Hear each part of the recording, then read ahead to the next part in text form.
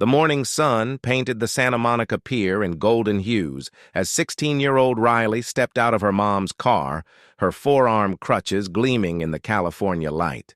Her younger brother Jake bounced excitedly beside her, clutching a crumpled $20 bill their grandmother had given him for arcade games. "Come on, Riley. The pier's gonna be packed if we don't hurry," Jake said, practically vibrating with excitement.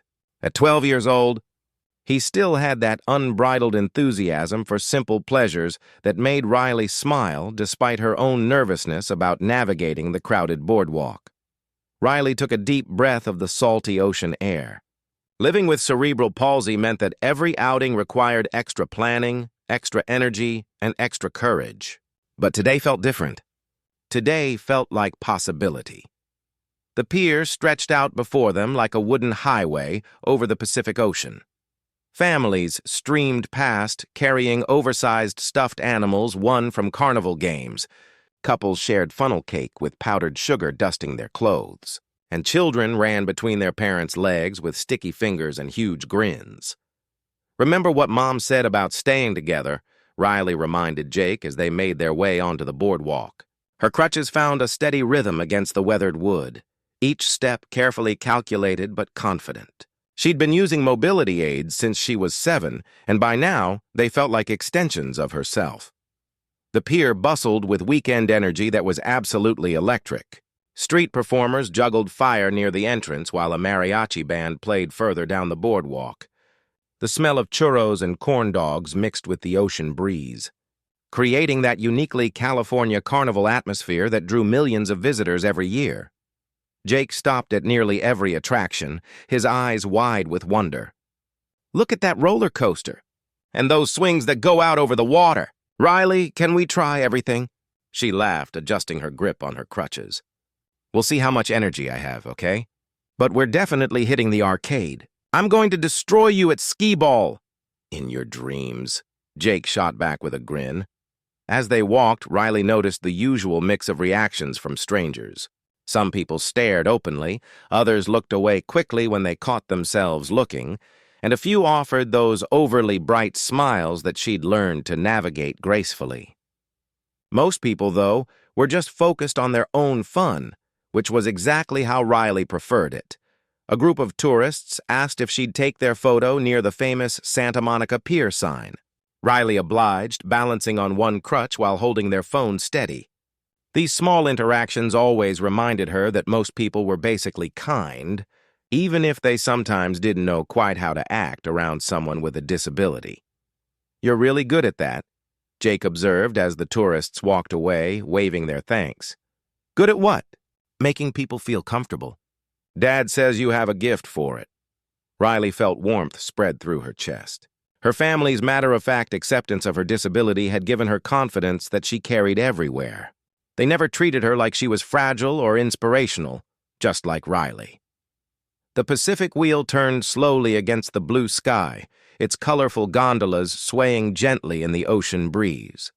Seagulls called overhead, occasionally swooping down to snatch dropped bits of food from unsuspecting visitors. The whole scene felt like something from a movie about perfect California days.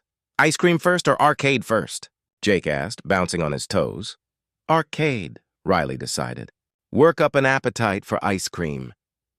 They headed toward the bustling game area, Riley navigating around slower-moving family groups and excited children. Her crutches clicked rhythmically against the boardwalk, a sound she'd long ago stopped being self-conscious about.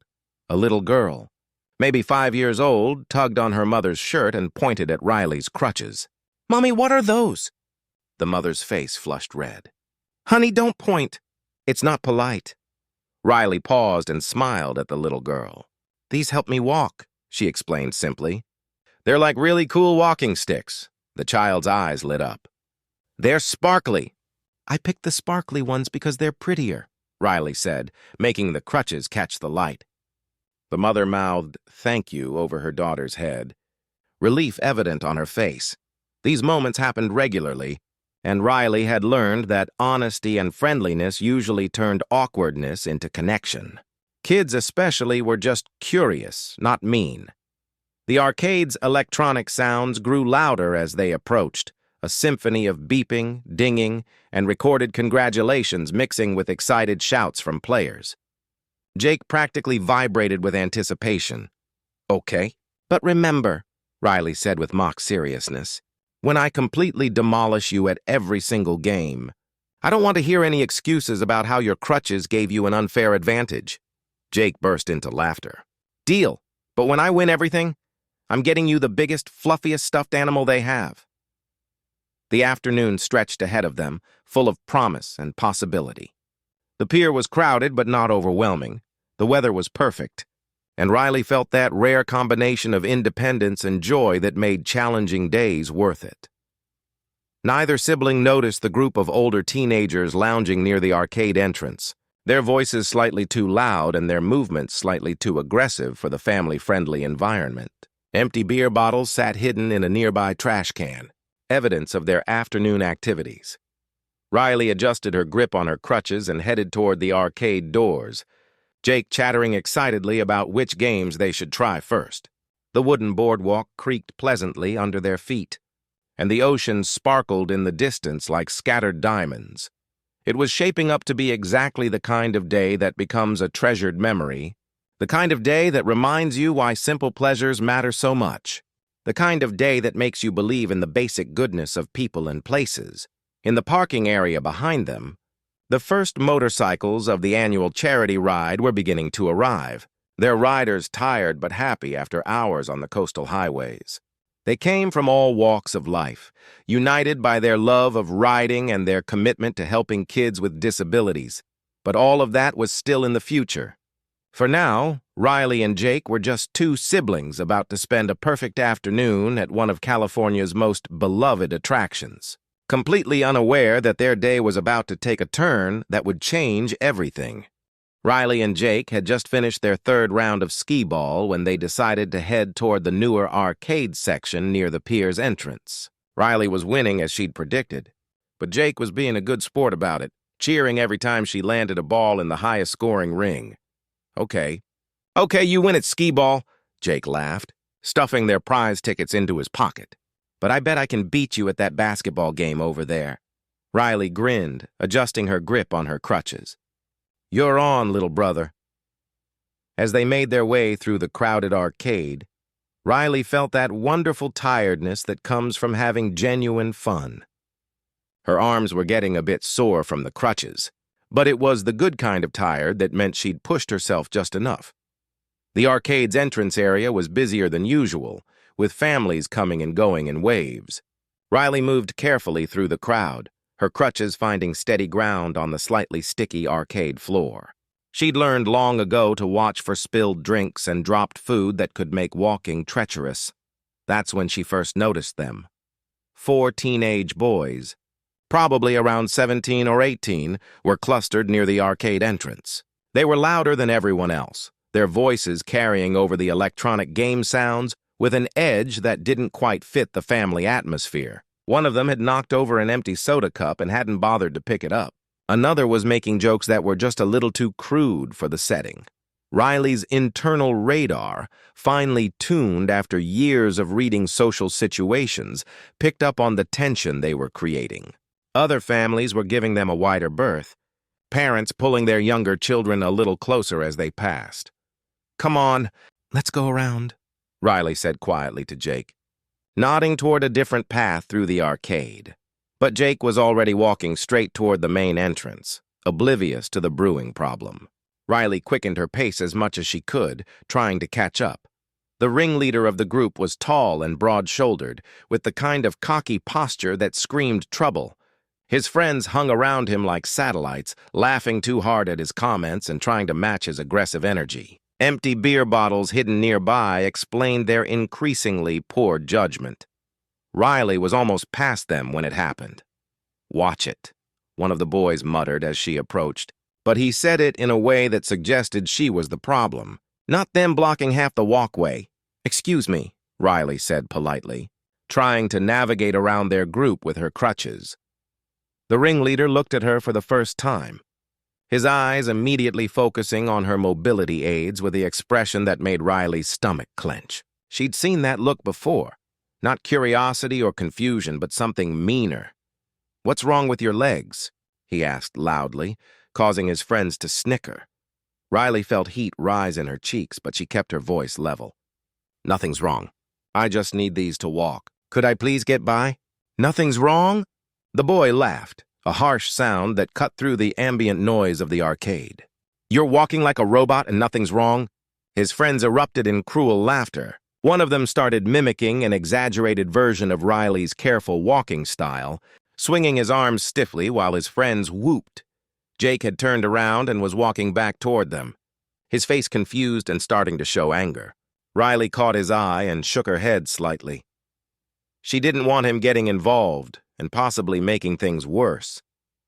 "I'm just trying to get through," Riley said, her voice still calm, but now with an edge of steel that her family would have recognized. "Please move! Please move!" the ringleader repeated in a mocking tone. "What are you going to do if we don't? Chase us?" The cruelty in his voice was breathtaking. Riley had encountered thoughtless comments before, even some deliberate rudeness. But this level of calculated meanness was something different entirely. "Dude, leave her alone," Jake said, stepping closer despite Riley's warning look. "Oh, look," another boy chimed in. "The robot has a little bodyguard." Riley's heart was pounding now, but she tried one more time to defuse the situation. "Look, I don't want any trouble. I'm just trying to enjoy my day with my brother." "Can we please just move, lame?" the ringleader suddenly shouted, the word hitting Riley like a physical blow. "This is a normal person area." The arcade seemed to pause around them. Other families stopped and stared. Someone's child asked their parent what was happening. The electronic game sounds suddenly seemed too loud and too cheerful for what was unfolding. Riley felt something break inside her chest, not physically, but emotionally. The word lame hung in the air like poison. She'd heard it before, of course, but usually whispered behind her back or muttered by people who thought she couldn't hear. Never shouted directly at her with such vicious intent. "You need to stop," Jake said, his young voice shaking with anger and growing louder. "Stop talking to my sister like that." "Your sister?" The ringleader's eyes lit up with cruel amusement. "Man, your family got some bad luck in the genetic lottery. That's when everything went wrong." Riley tried to step around them one more time, moving toward a gap between two of the boys. But the ringleader deliberately moved into her path, forcing her to stop short. When she tried to back up and go around the other way, he stepped that way too. "Where you going, Gimpy?" he taunted. "We're not done talking to you." Riley's careful balance was thrown off by the sudden direction changes. Her right crutch caught on something. Maybe the boy's foot. Maybe just the chaos of the moment, and she stumbled. The ringleader, either by accident or on purpose, bumped into her shoulder as she was trying to regain her footing. Riley went down hard. Her crutches clattered across the sticky arcade floor, sliding several feet away from her. Pain shot through her knee where it hit the ground, and her palms burned from trying to catch herself on the rough surface. The sound of her fall, the metallic clang of the crutches, the sharp intake of breath from watching families, Jake's cry of "Riley!" seemed to echo through the entire arcade. For a moment, everyone froze. Riley sat on the floor, stunned and hurting, looking up at the boys who now towered over her. Her crutches were out of reach, and getting up without them would be difficult and humiliating. Then the laughter started. Not from everyone. Most of the watching families looked horrified, and several people had pulled out their phones to record or call for help. But the four boys were laughing, actual laughter, at the sight of a disabled girl on the floor. "Timber!" one of them called out, causing fresh peals of cruel amusement. Jake rushed toward Riley, but one of the boys blocked his path. "Where are you going, little man?" "Your sister looks pretty comfortable down there." Riley had never felt so small, so vulnerable, so completely at the mercy of people who seemed to have no mercy at all. The arcade floor felt cold against her palms, and the noise around her seemed to fade into a buzzing background hum. She looked up at the faces surrounding her, some laughing, some shocked, some recording with their phones, and wondered how a perfect day had turned into a nightmare so quickly. In the distance, Barely audible over the arcade noise and her own racing heartbeat came the low rumble of motorcycle engines, but Riley couldn't hear it yet over the sound of her own world falling apart. The parking lot behind Santa Monica Pier was filling up with an unusual sight.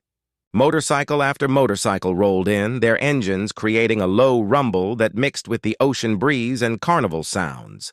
It wasn't just one or two bikes, it was dozens of them, arriving in small groups throughout the afternoon. This was the final stop for the annual Ride for Hope charity event, where bikers from across Southern California came together to raise money for children with disabilities. They'd started early that morning from various meeting points, riding the scenic coastal highways before converging at the pier for a celebration barbecue. Among the arriving riders was a man everyone called Bear. At 52, he was a Vietnam veteran with graying hair tied back in a ponytail and arms covered in faded tattoos that told stories of his younger, wilder days. These days, Bear worked as a mechanic and spent his weekends either fixing bikes or riding them for good causes. Bear had been looking forward to this ride all month. His own daughter had been born with spina bifida, and though she was grown up now with kids of her own, he never forgot the challenges she'd faced growing up. Every charity ride felt personal to him. He was just pulling off his helmet when he heard shouting coming from the direction of the pier. At first, he figured it was just typical pier noise. Kids having fun, maybe someone celebrating a big win at one of the games. But something about the tone made him pause and listen more carefully. "What's going on over there?" asked Luna, a nurse who rode a bright red Harley and had pulled up next to Bear. She was still in her scrubs from her morning shift at the hospital, having rushed straight from work to join the ride. Bear shrugged, but his instincts were telling him something wasn't right. 20 years in construction and 30 years of riding had given him a good sense for when trouble was brewing. More bikes kept arriving. There was Diesel, a massive man with a gentle heart who ran an auto repair shop in East LA. There was Patches, a retired teacher who collected vintage motorcycles and had ridden her 1970 Triumph to the event. There was Ghost, a quiet guy who rarely spoke but always showed up when help was needed. The thing about the motorcycle community that most people didn't understand was how quickly word spread when something was wrong. These riders had been communicating by radio and text all day, checking in with each other, making sure everyone arrived safely. They looked out for each other like family. Bear was walking toward the pier entrance when his phone buzzed with a text from Road Dog, another rider who was already up on the boardwalk. "Trouble at the arcade? Some punks messing with a disabled kid. Getting ugly." Bear's jaw tightened. He immediately forwarded the message to several other riders and started walking faster. Behind him, he could hear other phones buzzing as the word spread through the parking lot. "Bear, wait up," Luna called, jogging to catch up with him. "What's happening?" "Some idiots are picking on a disabled kid," Bear said, his voice grim. At the arcade, Luna's expression hardened. As a nurse, she'd seen too many kids come into the ER because of bullying. Physical injuries were bad enough, but the emotional damage often lasted much longer. More riders started following them toward the pier. Diesel caught up quickly, his boots heavy on the asphalt. "How bad is it?" "Don't know yet," Bear replied, but he was moving with purpose now. "But nobody messes with kids. Not on our watch." The group walking toward the pier was growing larger by the minute. Word was spreading faster than they could walk. Bikes kept arriving in the parking lot, and their riders were immediately filled in on what was happening. The response was immediate and unanimous. They were going to help. "Text everyone," Bear said to Luna. "Tell them to come quiet like. We don't want to make this worse by charging in like some kind of gang." Luna was already typing. On it. By the time they reached the boardwalk, there were at least 20 riders behind Bear, with more coming. They could see a crowd gathered around the arcade entrance, some people recording with phones, others just watching. A few looking like they wanted to help but didn't know how. That's when Bear heard it clearly, the cruel laughter of teenage boys and the sound of a young girl trying not to cry. "Move, lame," came a shout that made Bear's blood boil. "This is a normal person area." Bear had heard enough. He quickened his pace and the riders behind him followed suit. Their boots made a distinctive sound on the wooden boardwalk. Not threatening, but definitely noticeable. Through the crowd, Bear caught his first glimpse of the situation. A teenage girl was on the ground, her crutches scattered nearby. A younger boy was trying to reach her, but being blocked by 4 older teenagers who were clearly enjoying themselves way too much. "Oh, hell no," muttered Diesel behind him. Bear pulled out his phone and quickly sent a group text. "Girl down. 4 teenage bullies. Need everyone here now!" The response was immediate. Engines roared to life in the parking lot as riders who hadn't yet made it to the pier fired up their bikes. The sound carried across the water and boardwalk like rolling thunder. More riders appeared from different directions. Some had been checking out other parts of the pier. Others had been getting food or drinks. Within minutes, there were over 30 bikers converging on the arcade area, and more were arriving every few seconds. "Easy does it," Bear said quietly to the group around him. "We go in calm, we go in respectful. But we make it clear this stops right now." Patches, the retired teacher, nodded grimly. "That could be any of our kids," she said. The crowd around the arcade was starting to notice the approaching bikers.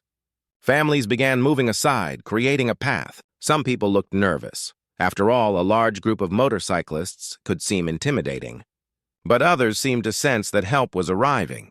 The bullies were still taunting the girl on the ground, completely oblivious to what was building around them.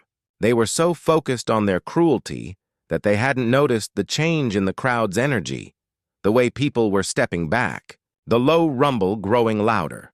Bear stopped about 10 feet away from the scene and held up his hand. The other riders stopped too, forming a loose semicircle. They didn't need to get closer yet. Their presence alone was starting to change the entire dynamic. One of the bystanders, a middle-aged woman who'd been filming the bullying, looked over at Bear with hope in her eyes.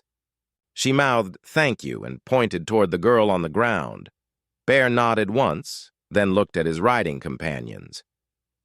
Diesel cracked his knuckles. Luna was already moving toward the girl, her medical training kicking in.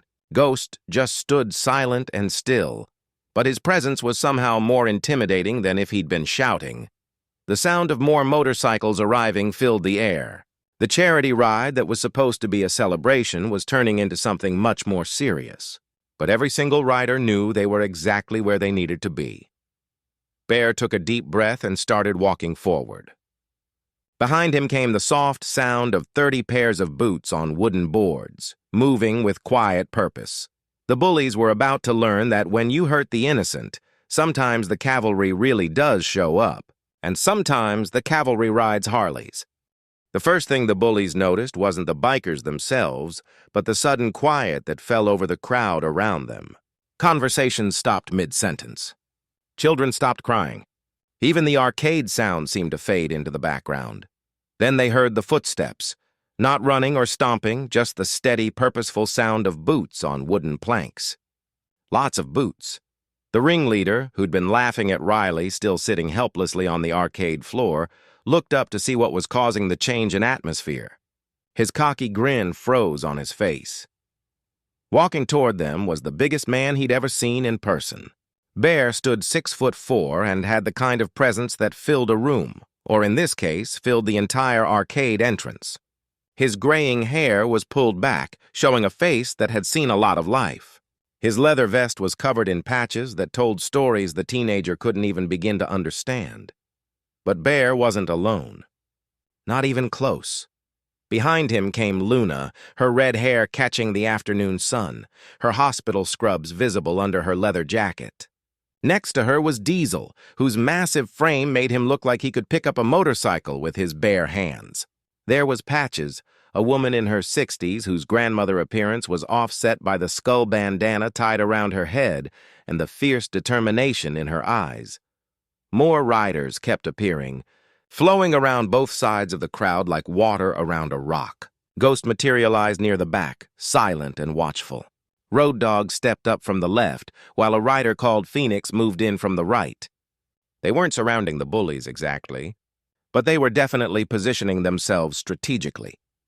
The crowd of families and tourists parted naturally, creating a clear path between the bikers and the scene at the arcade entrance. Some people looked nervous. After all, this many motorcyclists gathering in one place could mean trouble, But others seemed to sense that these weren't the bad guys. Riley, still on the ground, looked up at the approaching bikers with wide eyes. She'd never seen anything like this in real life. It was like something from a movie. Jake had managed to push past one of the bullies and was kneeling next to his sister, but he too was staring at the unfolding scene. "What the hell?" muttered one of the bullies, his voice much quieter than it had been moments before. Bear stopped about 6 feet away from the group of teenagers. He didn't say anything at first, just looked at the scene in front of him. Riley on the ground, her crutches scattered. Jake protectively next to her. 4 teenagers standing over them with guilty expressions, starting to replace their earlier bravado. "Gentlemen," Bear said finally, his voice carrying clearly over the ambient noise of the pier. It wasn't loud, but something about his tone made everyone within 50 feet pay attention. "I think there's been a misunderstanding here." The ringleader tried to recover his composure. "This isn't your business, old man. We're just having some fun." "Fun?" Luna stepped forward, her nurse's training making her focus immediately on Riley. "Does that young lady look like she's having fun to you?" She knelt down next to Riley without waiting for permission from the bullies. "Hey, sweetheart, are you hurt? Did you hit your head when you fell?" Riley shook her head, still too shocked by the sudden turn of events to speak clearly. "Can you move your arms and legs okay?" Luna continued, her professional demeanor taking over. "Any sharp pain anywhere?" While Luna was checking on Riley, Diesel had moved to collect her crutches. He examined them quickly to make sure they weren't damaged, then held them carefully, ready to return them when needed. "Look, we don't want any trouble," one of the other bullies said, his voice shaking slightly.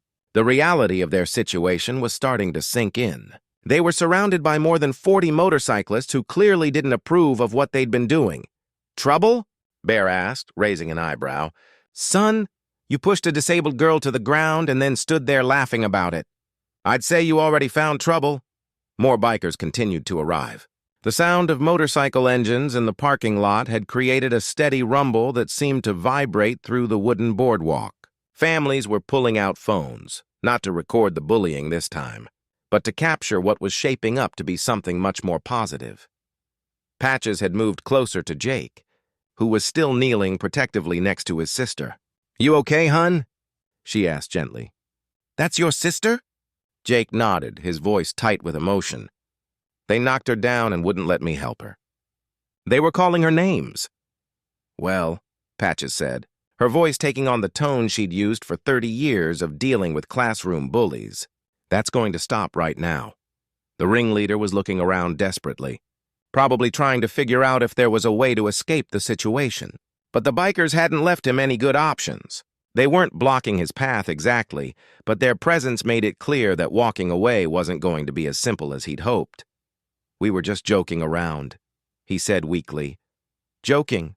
Ghost spoke for the first time, his voice quiet but somehow more intimidating than if he'd been shouting. "You call pushing a kid to the ground a joke?" Bear held up a hand and the other riders went quiet. This was clearly his show to run.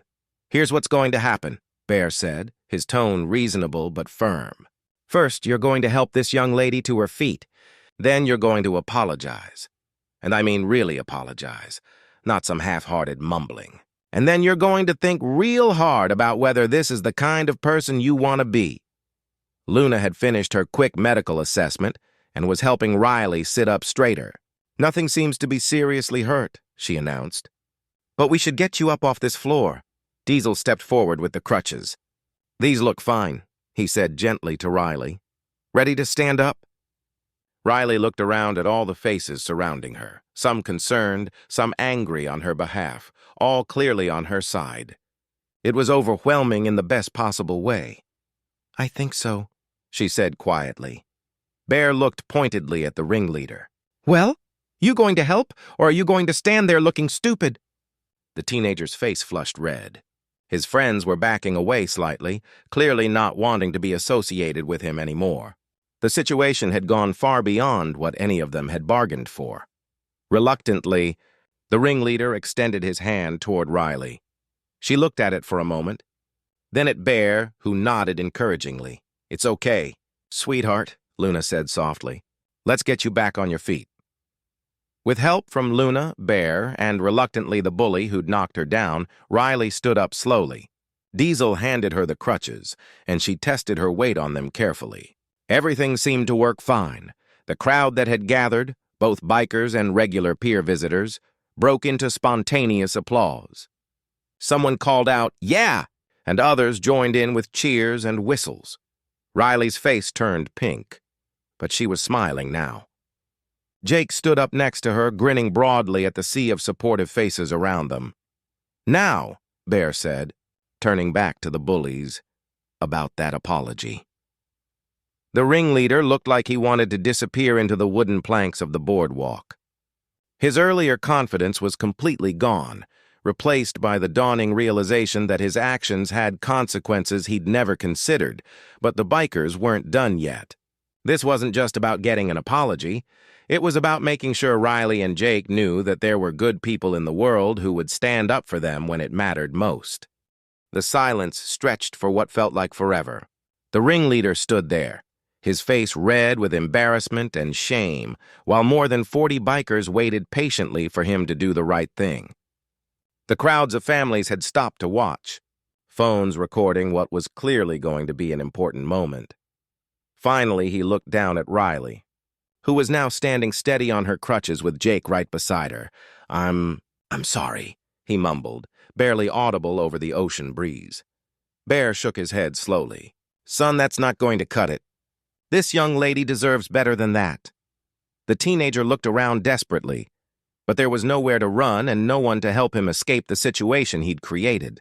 His 3 friends had backed away so far they were practically strangers now. "I'm really sorry," he said louder, looking directly at Riley this time.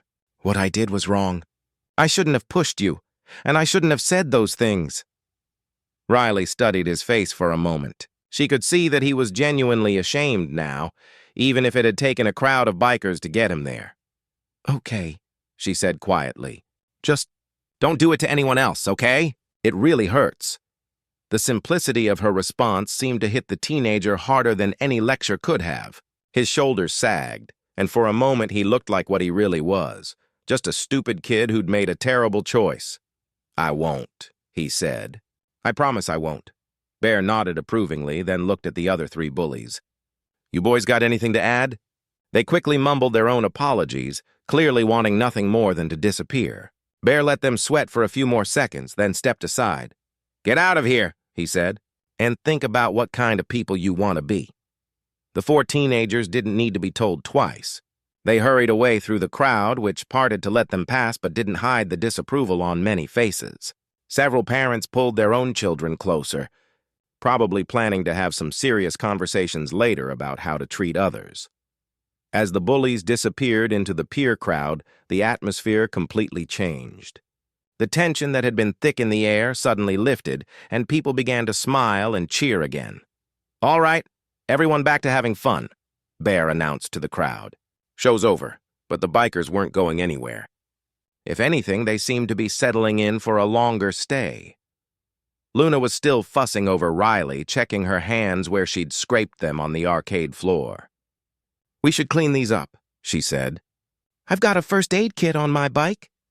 "I'm fine, really," Riley protested. But Luna was already heading toward the parking lot.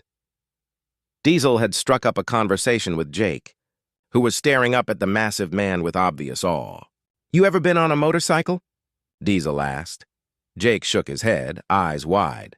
"Well, we can't take you for a ride without your parents' permission," Diesel said. "But you want to see some cool bikes?" Jake looked at Riley, who nodded with a smile. "Can I?" he asked.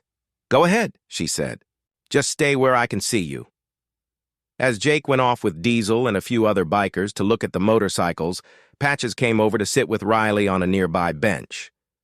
"How are you really doing, honey?" Patches asked, her voice gentle. "That was pretty scary." Riley was quiet for a moment. "I've had people say mean things before," she said finally. "But nobody ever pushed me down like that. I felt so helpless." Patches nodded. "I taught middle school for 30 years. I've seen bullies like that before. Most of them are just scared kids trying to make themselves feel bigger by making someone else feel smaller."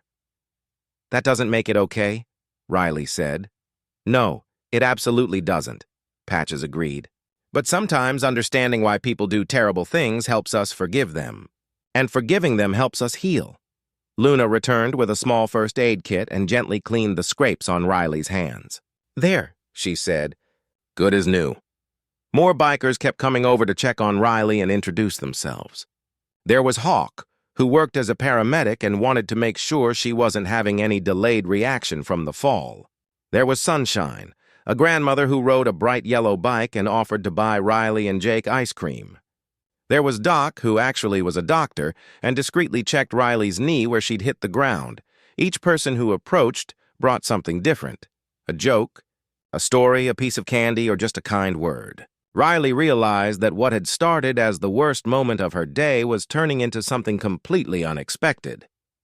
"Why are you all being so nice to us?" she asked Bear when he came back to check on her. Bear smiled and his whole face transformed. The intimidating biker disappeared, replaced by someone who looked like he could be anyone's favorite uncle. "Because that's what we do," he said simply. "My daughter was born with spina bifida. She's grown up now, has kids of her own, but I remember what it was like when she was your age. People staring, people saying stupid things, people treating her like she was broken." He gestured toward the other bikers. "Most of us have stories like that. Luna's brother has autism. Diesel's nephew is in a wheelchair. Ghost's daughter was born deaf. We all know what it's like to watch someone we love get treated badly just for being different." Riley felt tears welling up in her eyes. But they weren't sad tears anymore. "That's why we do these charity rides," Bear continued. "That's why we look out for each other. And that's why we weren't going to let those punks get away with hurting you." Jake came running back, his face glowing with excitement. "Riley, you have to see Diesel's bike. It's huge, and it has flames painted on the side, and the horn plays La Cucaracha." Riley laughed, the first real laugh she'd had since the bullying started. "He played the horn for you?" "3 times, Jake said. "And Sunshine let me sit on her bike for a picture." The afternoon that had started so terribly was turning into something magical. The bikers had essentially adopted Riley and Jake, including them in their charity event celebration. Someone had set up a barbecue grill in the parking lot, and the smell of hamburgers and hot dogs was mixing with the salt air. "You kids hungry?" asked a biker called Wheels, who was apparently in charge of the food. "We've got more burgers than we know what to do with." Soon Riley and Jake found themselves sitting at a picnic table surrounded by leather-clad bikers, sharing stories and laughing like old friends. People kept coming over to take pictures with them, and several riders exchanged phone numbers with Riley, promising to stay in touch. As the sun began to set over Santa Monica Pier, painting the sky in shades of orange and pink, Riley realized that this day would be one she remembered forever. Not because of the bullying, though that had been awful, but because of what came after. The pier lights began to twinkle on, and the Pacific Wheel started its evening light show. Families walked by, many stopping to smile at the unusual gathering of bikers and kids sharing dinner together. "Thank you," Riley said to Bear as they were getting ready to leave. "All of you. I don't know what would have happened if you hadn't shown up." Bear handed her a small card with his phone number on it. "You ever need anything at all, you call me, okay? And I mean that." Riley nodded, clutching the card carefully. As they finally said their goodbyes and headed back to find their mom, Jake was practically bouncing with excitement, chattering about everything he'd seen and everyone he'd met. "That was the best day ever," he declared. Riley smiled, looking back at the group of bikers who were still waving goodbye. "Yeah," she said softly. "It really was. Sometimes the worst moments in life turn into the best memories. Sometimes angels really do wear leather jackets and ride motorcycles. And sometimes, when the world seems cruel and unfair, a family of strangers shows up to remind you that there's still plenty of good left in the world."